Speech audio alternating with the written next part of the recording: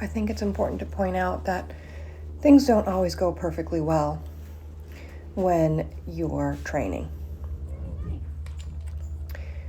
I made a lot of mistakes, and I often didn't know what to do when I was making mistakes.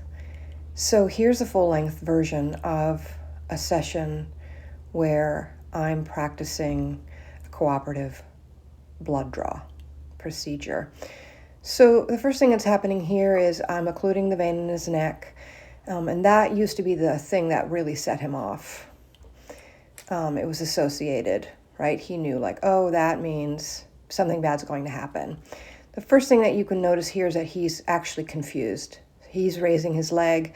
He thinks that I'm going to be asking for a bow command.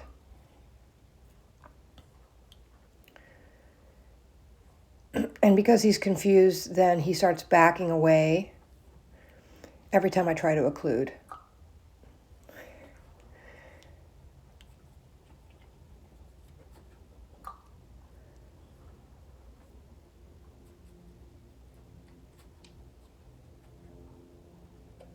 I've also accidentally rewarded the wrong thing at the wrong time. So now he thinks, oh, I need to back up when she puts her hand there.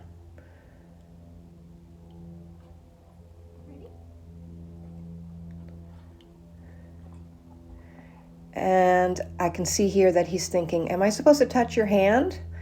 Every time I go to touch him, he's backing up to see if maybe the answer is that he needs to touch my hand.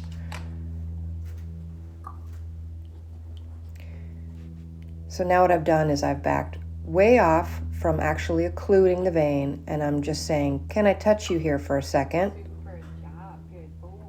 And mark and reward.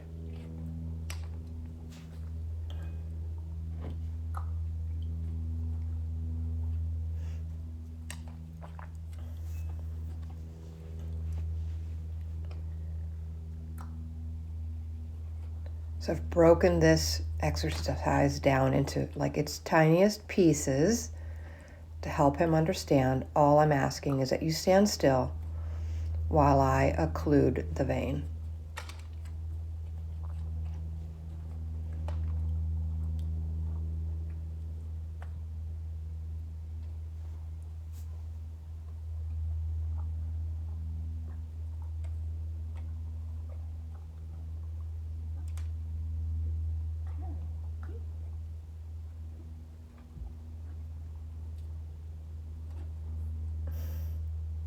Back to some confusion here.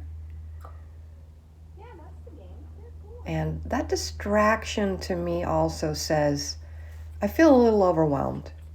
Certainly he's at liberty in a big arena. He could leave. And that head away thing is him saying, maybe I need to leave.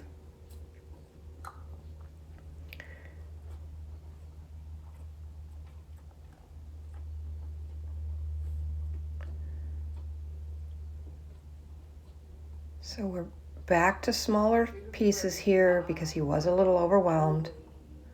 Good boy. That was really nice. Good. And I give him a jackpot.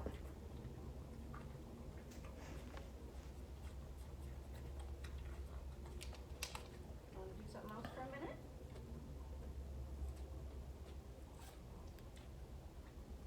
I'm going to put the syringe away. And I've decided that I'm going to ask for something really simple that he knows pretty well, which is, can you pick up your foot? So we have been practicing this.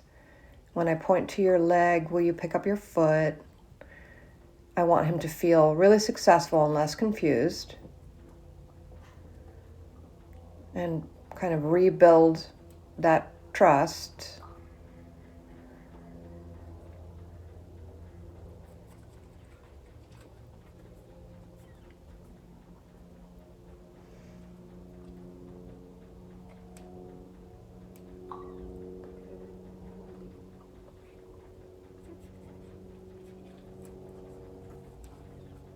If I were to do this over again, I would have used something even simpler like a touch cue.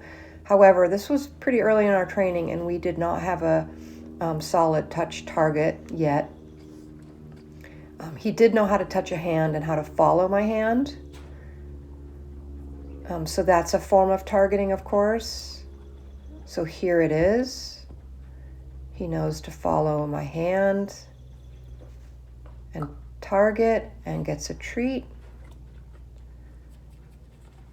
So this is something we've practiced quite a bit and he feels pretty confident in. And I go back and he says, I'm not sure what we're doing here.